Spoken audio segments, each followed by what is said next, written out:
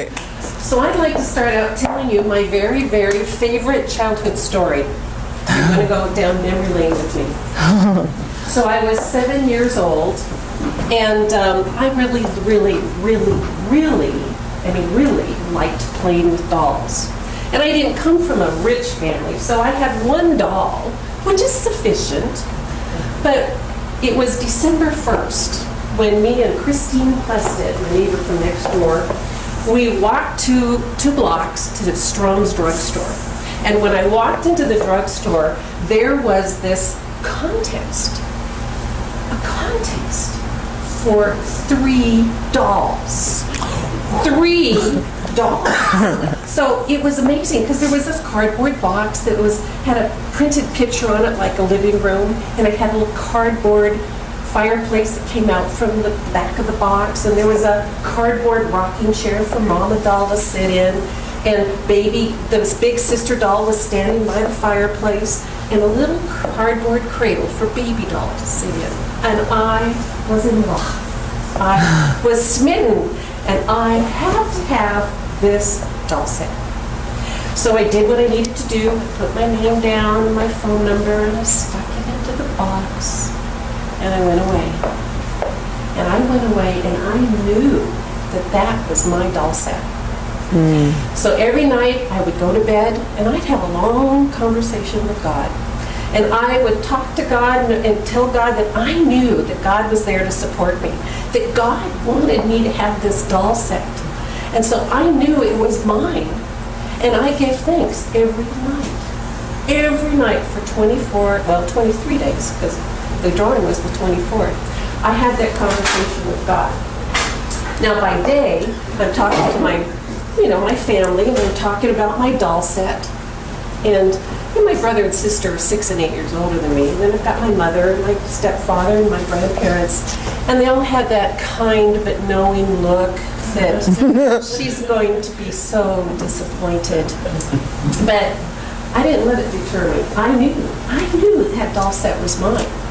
So every night I had my conversation with God, and every day I ignored those looks.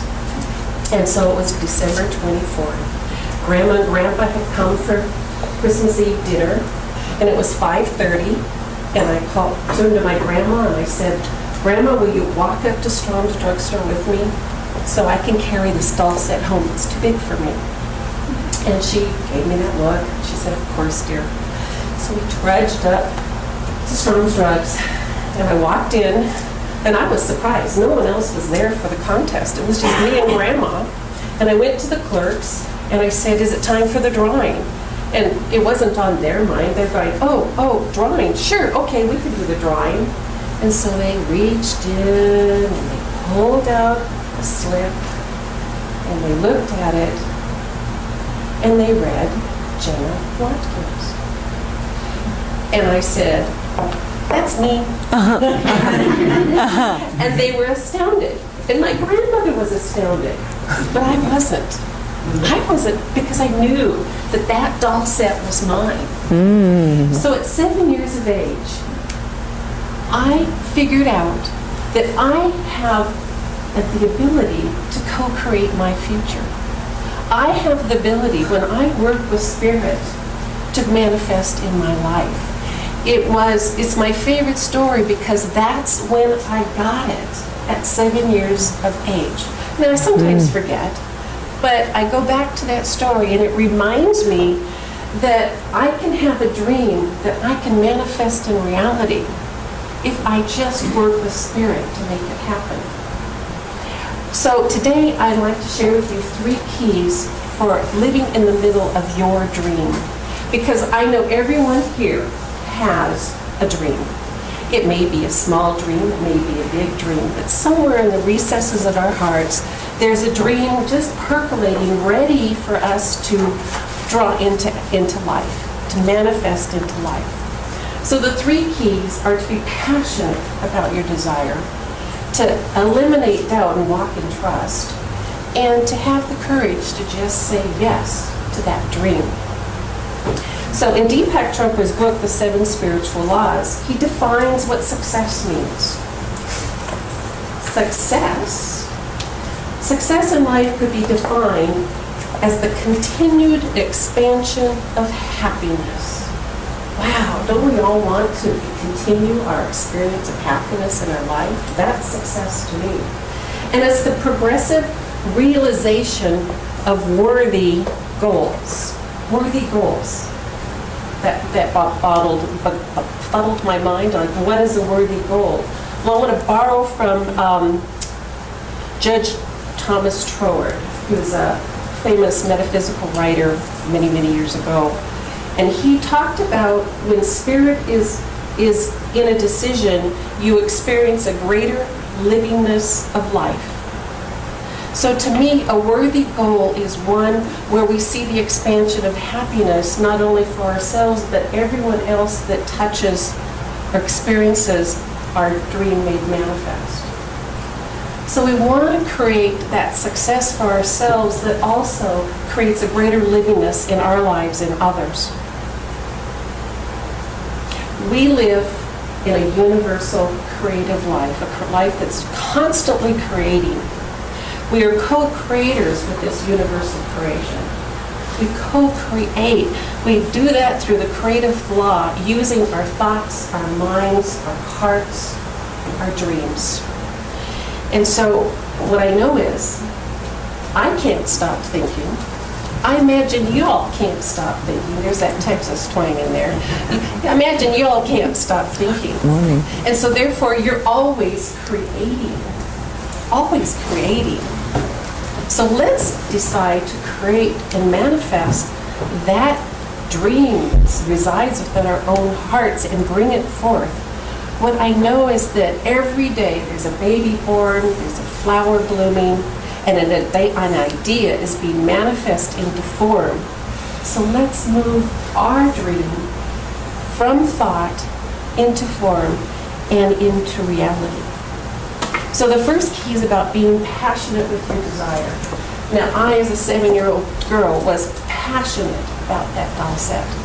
I had so much passion. I was in love with that doll set. I was in love with the idea of playing with it, of owning it, of not so much winning it, but just possessing it. That passion never left my heart. It was always, always there. So what I know is, if you have a dream and you're not thinking about it 24/7, it may not be yours to do.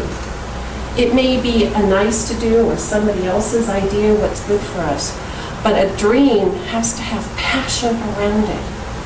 So if you're not thinking about it, don't do it. But if you can't let it go, then it's probably yours to bring forth. Deepak Chopra talks about the universal matrix of all potentiality. And I just love that term. Universal matrix of all potentiality. It's another word for God, it's another word for source, for higher power. But Max Planck, who's a great physicist, he talks about matter. He says that all matter originates and exists only by virtue of a force, which brings the particle of an atom into vibration and holds it, this most minute solar system of atom, together. So we must assume that this force, behind this force, the existence of a conscious and intelligent mind. Therefore, mind is the matrix of all matter. Therefore, mind is the universal matrix of all potentiality. All things exist without form in the universal mind. It's all potential is there. It comes into being with our thoughts, our ideas, our imagination, our conviction, and our determination. That's what taps into this potentiality and gives life to it. And Deepak also talks about this universal matrix as an organizing power. An organizing power. I love this idea because what it says to us is that universal matrix is working with all space-time events to organize it into a line to make sure that we get the culmination of our dream. My doll set. I'm sure there were other little girls who put their name into the box. I'm sure there were other little girls who wanted to win the doll set. My conviction, my passion, my connection to spirit, created the events all coming into play for that woman to put her hand in the box and pull out my name among all the tickets of all the little girls. Universe, all the potential is there. It's willing to, really ready and wanting to line up all the events so that we can culminate in our dream. And this universal matrix is a source of love. Pure source of love. And what I know is that it just wants to give to us. But what I've heard is that some of us sometimes get in the way of our own passion because we assume Spirit doesn't want to give us what we want. Some may think that this divine energy has an opinion about us or about our dreams. But I will tell you, Spirit doesn't have an opinion. Spirit isn't like human beings. It doesn't have human emotions. It doesn't judge us worthy or unworthy. We make those decisions. But Spirit says yes. It doesn't say you're not enough. It doesn't say you're not skilled enough. It doesn't say, no, you can't have this. Spirit says yes to us. Spirit is the one that makes life possible, and it doesn't want any credit. It's the one that provides source and substance of our own lives, but it doesn't rule us. It desires nothing but to stand ready to help manifest our visions, our passions, our desires into reality. So I know that we all have secrets that we may hold dear. They may be as simple as, I want to have a more regimented exercise program. Or it may be, I've always wanted to spend 6 months in Australia, and I'd like to manifest that dream. Or maybe it's more along the lines of, I want peace and harmony in my family. Or maybe it's, I just want to experience the presence of God walking through my life in all things at all times. But it doesn't matter how big, how small the dream is, because the matrix of all potentiality is just waiting for us to throw passion into a dream and to let it manifest and come forth in our lives. The last 5 minutes of the day are the most important part of creating our dreams, because that's the time when we put into consciousness, before we go into sleep, the desire, the dream. So it's important that at that time we're talking to Spirit, we're having that conversation, we're recognizing that Spirit is all potentiality, wanting to, willing to, and available to provide the avenue for the creation of our dreams, and to throw all our passion into it as we fade into sleep, that the subconscious mind can then begin working on putting all those things into place so that we can move forward. The second key is to remove doubt and to walk in trust. It's important that we trust that we live in a loving universe. Not a universe that judges us, not a universe that finds us worthy or unworthy, but a universe that absolutely loves us and wants only to give to us. And we must trust that the matrix of all possibility is organizing everything to the manifestation of our good. And lastly, we must trust in our ability to achieve that which we wanted. Whatever we dwell on gives power, and it is just as we have passion around a dream. If our passion is around, I'm not enough, I doubt I can have this, I worry what's going to happen if I get it, what are people going to think, who's going to be impacted, all that doubt and worry can, if we have too much energy behind it, it takes form. And so we can eliminate or minimize our ability to manifest by what we're thinking about. Many of us, and I have heard this, from conversations, sometimes we think we're not worthy of our dream. And if we don't think we're worthy, and that becomes where our energy is focused, we won't see the manifestation of this dream. And I'd like to share with you a true story. About 25 years ago, when I was living in Seattle, I had a friend, Terry, whose dad lived in New York, and he religiously, every Saturday, bought a lottery ticket. He played the same numbers. It was the wedding date and the children's birth dates, but he played the same series of numbers every week. And he did this for years. And one week, he decided to not play those tickets, those lottery numbers, not buy a ticket. And had he actually bought a ticket, he would have won $38 million. There were no other winners. I called Terry recently and I said, I just want to verify that this is the true story. And it's 25 years ago that I heard the story. And she said, well, there's an update to this. An update. So after that day, he was committed. I'm playing the lottery. So he again played the lottery week after week, year after year. And then he didn't buy a ticket. And had he bought a ticket, he would have shared in the winnings with a couple other people, but walked away with $10 million. But the week he didn't buy a ticket the second time, his numbers won and he did not. Doesn't stop there. There was a third time. A third time. Oh my goodness. That time he would have walked away with $25 million. 3 times he didn't play his numbers and those numbers won. Unbelievable. I was stunned. I knew the first time. I didn't know about the other 2. And she had a long conversation with her dad. And the truth is that he didn't feel worthy of that money. Now, he intended to use it for his children. It wasn't for him. But he didn't feel worthy of having all that money. So he kept his dream from himself. So let's not shoot ourselves in the foot.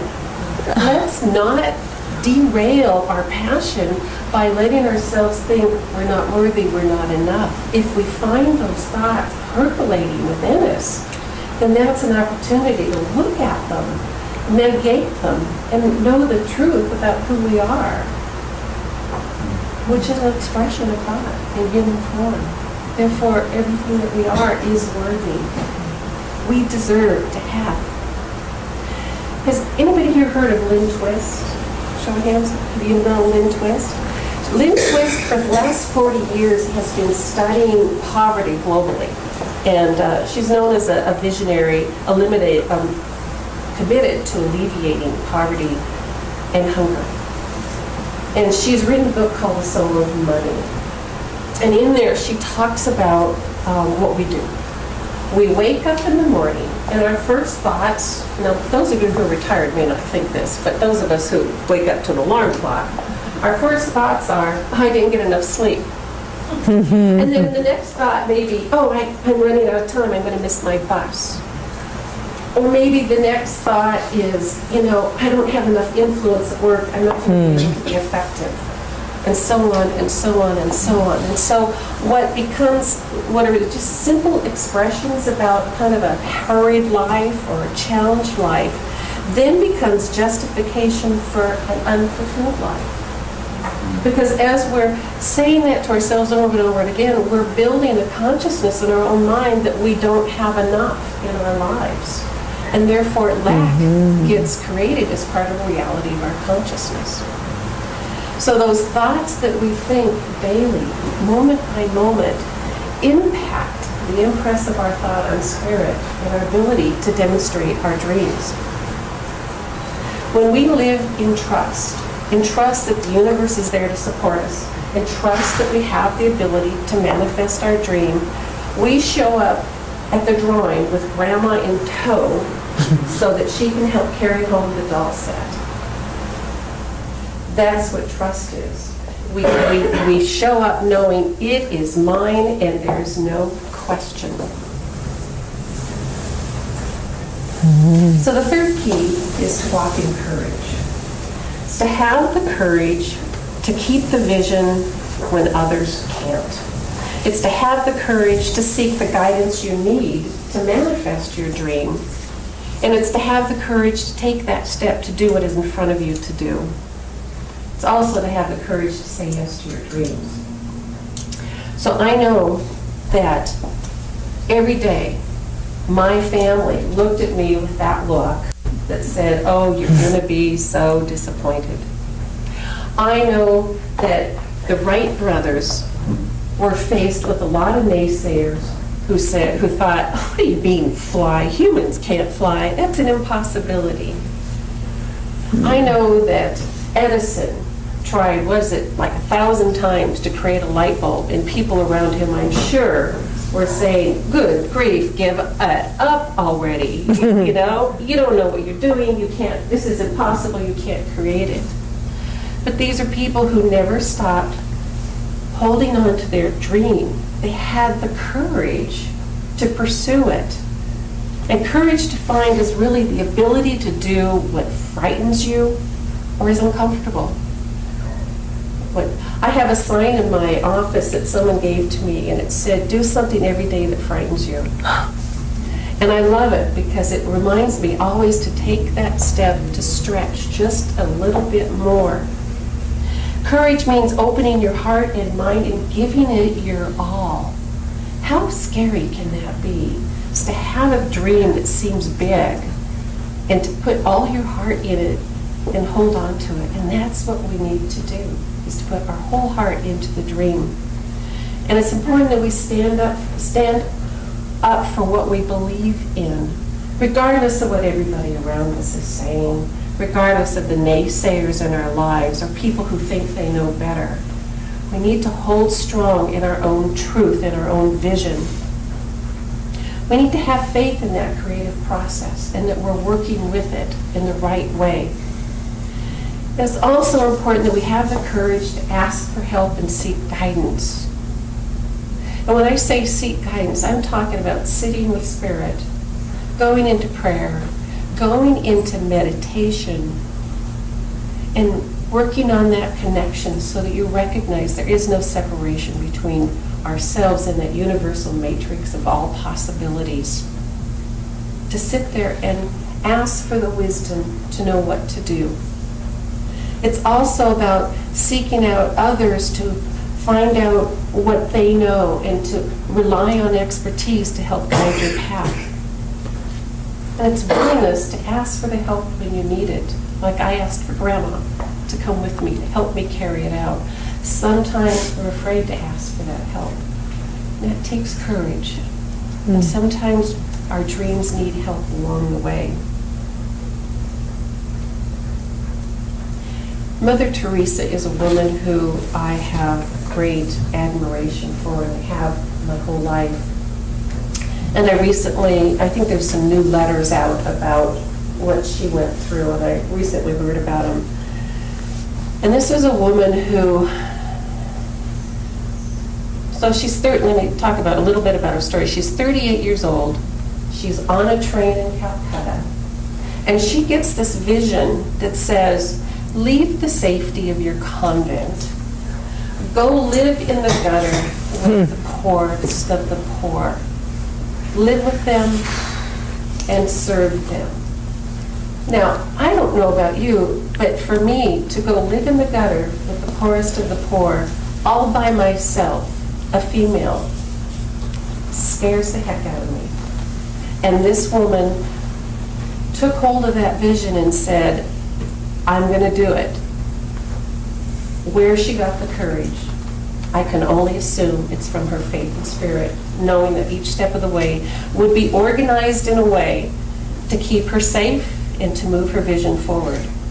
It took her 2 years of prayer and planning before she got approval to move into the streets. So she's 38 years old. 2 years later, she's 40, moving onto the streets to serve and she's alone. So 49 years later, upon her death, here's what she had created. She had established the Missionaries of Charity, which was in 123 countries.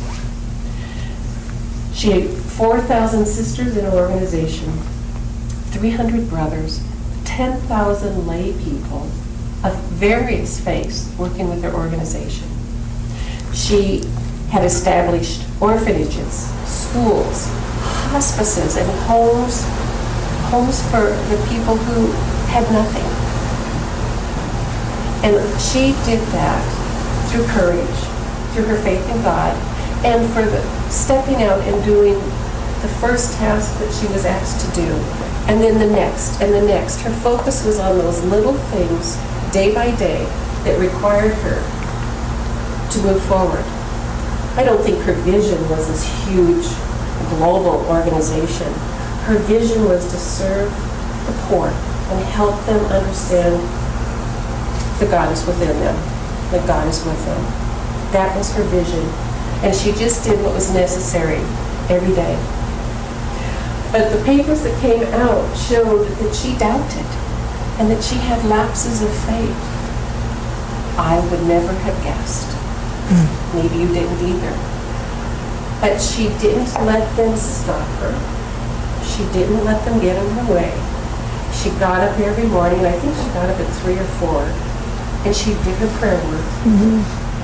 She spent her time with Spirit every day, reminding herself of that connection, asking for the guidance, and then she did the little things in front of her every day. And her dream became so much bigger than her original vision. She had the doubt, but she did it anyway. And I'd like to leave you with a quote by Eleanor Roosevelt, another woman I admire greatly. And she says that the purpose of life is to live it, to taste experience at the utmost, to reach out eagerly and without fear for newer and richer experience. What I know is that we're all given dreams bigger than ourselves because God wants us to grow into them. So I encourage us all to live fully by saying yes to our dreams, embracing our vision, breathe passion into it, trust yourselves, the infinite intelligence, the creative process, step into your dreams with courage, and in the words of Nike, just do it. Thank you.